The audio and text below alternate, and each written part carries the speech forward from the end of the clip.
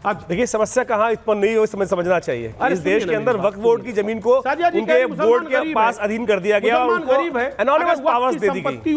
Anonymous powers दे दी गई इतनी कि वो जो मर्जी जिसकी जमीन को अपना बनाना चाहे बना सकते हैं। जिस प्रकार की एक डिस्क्रिशनरी पावर्स उनको दे दी गई बोर्ड बनाकर। लेकिन मुझे बताइए 1955 के अंदर मंदिर टेम्पल एंडोमेंट एक्ट जो आया उसके अंदर हमारे जो मंदिरों की लैंड थी वो भी सरकार ले गई, वो भी सरकार ले गई। वास्तविक तौर पे समझे, आज जो देवकीनंदन जी ने बोला है उसका अर्थ समझे कि जो हमारी जमीनें जो थी, जो हमारे मंदिरों की जमीन थी, उसके ऊपर गवर्नमेंट ने अपना एक्वाजिशन डाल दिया और 1955 के अंदर उन सारी जमीनों की उनकी सारी आमदनी को सरकार अपनी तरफ ले जाती है। आंध्रा के अंदर, साउथ के अंदर जो बड़े बड़े मंदिर हैं उनके अंदर से आप समझे कि लाखों करोड़ का फंड जो है वो सरकारें अपनी डेवलपमेंट के लिए लगा रही हैं। वो पूरे एक एक मंदिर के अंदर जो पैसा आ रहा है, जमीनें आ रही हैं, जो भी तथाकथित तौर पर मंदिर की प्रॉपर्टीज है उसके ऊपर सरकार का कब्जा है। वक्फ बोर्ड के अंदर क्यों नहीं है इस प्रकार का कब्जा? आज मैंने इस देश के अंदर सेकुलर नाम का देश है ना, सेकुलर है, सब लोगों को बराबर इक्वालिटी नाम की बात की जाती है कि राइट टू इक्वालिटी है। तो भाई यहां इक्वालिटी क्यों नहीं है? ये यहां पर एनोनिमस आपको बोर्ड बना दिया गया, एक सेपरेट बोर्ड बना दिया गया और सनातन की तमाम मंदिरों की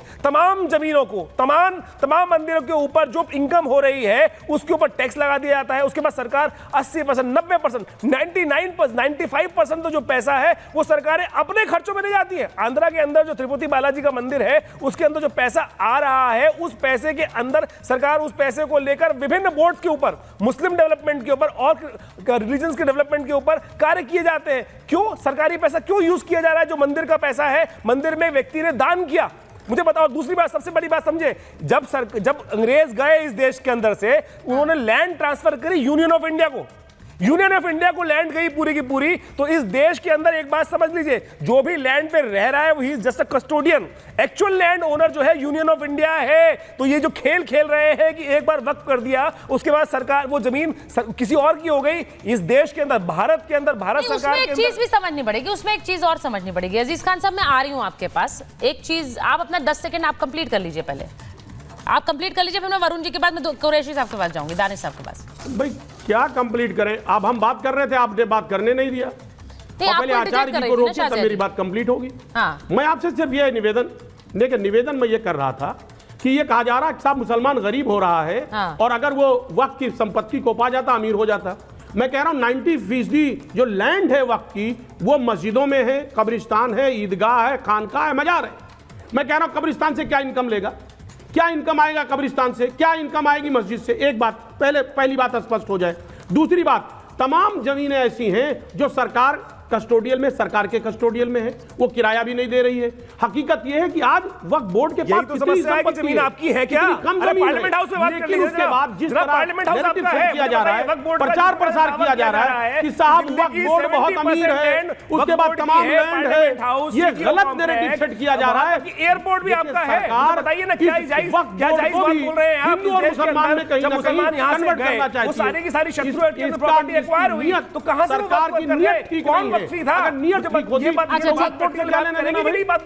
बोर्ड में उसे दखल भी नहीं देना चाहिए। अच्छा ठीक है, मैं एक बार दानिश कुरैशी साहब के पास इंडिविजुअल बॉडी है और इंडिविजुअल बॉडी अगर है। ये जो बयान आप चला रहे हैं, ये जो आप लोग बयान अभी स्क्रीन पर चल रहे थे, उसको जरा फिर से चलाइए, क्योंकि जो धमकी वाला लहजा है वक्फ को लेकर दानिश साहब, वो अब लगातार बढ़ता जा रहा है। कभी जेल भर देंगे, कभी कब्जे कर लेंगे जेल पर, सड़क पर उतर आएंगे, मोदी की सरकार को दिखा देंगे। बहुत सारे ऐसे बयान आ रहे हैं और एक बार फिर आया है मुस्लिम पर्सनल लॉ बोर्ड के अध्यक्ष का बयान आया है। अब सवाल यह है कि दूसरी तरफ से भी बयानबाजी फिर शुरू हो गई। अभी जो देवकीनंदन जी कह रहे थे कि हम थोड़े ही घर में बैठेंगे, फिर हम भी जेल भरना शुरू कर देंगे, क्या हो जाएगी स्थिति, जरा बताइए। देखिए, सबसे पहले तो दो बातें आप समझ लीजिए कि सैफुल्लाह साहब ने जो कुछ भी कहा है वो बिल्कुल संवैधानिक स्वर में कहा है, संवैधानिक स्तर पे कहा है। किसी ने कुछ भी बोला है वो उनका लुकआउट है, हमारा लुकआउट नहीं है। रह गई बात कि ये जो भारतीय जनता पार्टी, देवकीनंदन ठाकुर या और जो भी जो धर्म गुरु हैं शायद, उनको आगे करके सुनिए उनको आगे करके अगर मुसलमानों को डराने की कोशिश कर रही है तो मुझे लगता है कि देखिए दो अलग अलग चीजें हैं। एक हमारा जो मामला है वक्फ बोर्ड का और सरकार, डरा कौन रहा है? इसमें कहीं से कहीं तक दूर, सुनिए, देखिए इंटरप्ट मत करिए, ऐसे इंटरप्ट कंप्लीट करिए, सुचारिता ऐसे काम नहीं, ऐसे नहीं चलेगा।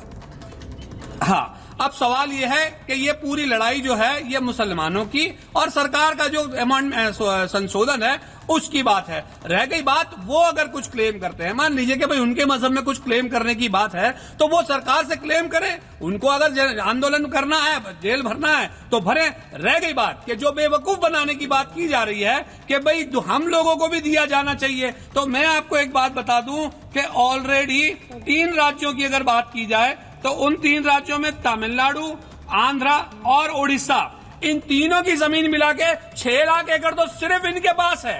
कितनी है? 6 लाख एकड़।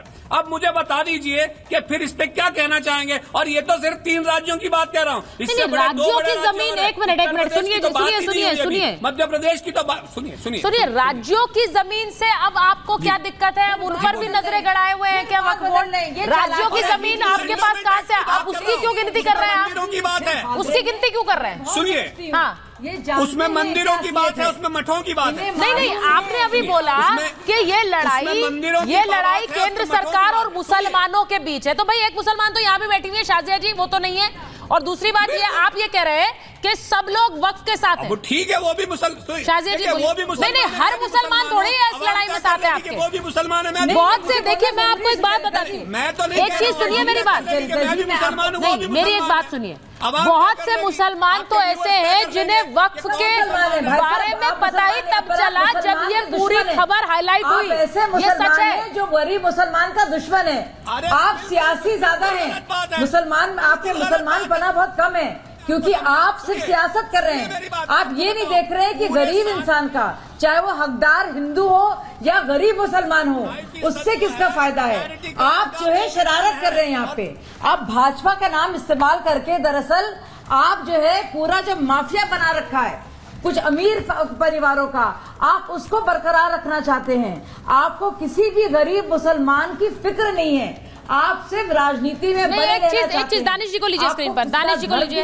आचार्य जी को लीजिए, कोई बात नहीं, दानिश संविधान की फिक्र है जी। शाजिया जी आ रही हूँ मैं, मेरा बहुत जरूरी है। हाँ मैं आ रही हूँ, क्योंकि शाजिया जी, देखिए दानिश जी, जब मैं कहती हूँ आचार्य जी को ले लीजिए स्क्रीन पर, दानिश जी के साथ, जब शाजिया जी भी तो एक मुसलमान है और ऐसे कई मुसलमान हैं जिनको इसके बारे में, वक्फ के बारे में पता ही तब चला जब ये वक्फ संशोधन बिल को लाई सरकार। ये फैक्ट है, क्योंकि उन्हें लग रहा था कि वक्फ इतना कुछ काम हमारे लिए कर रहा है, हमें पता नहीं है।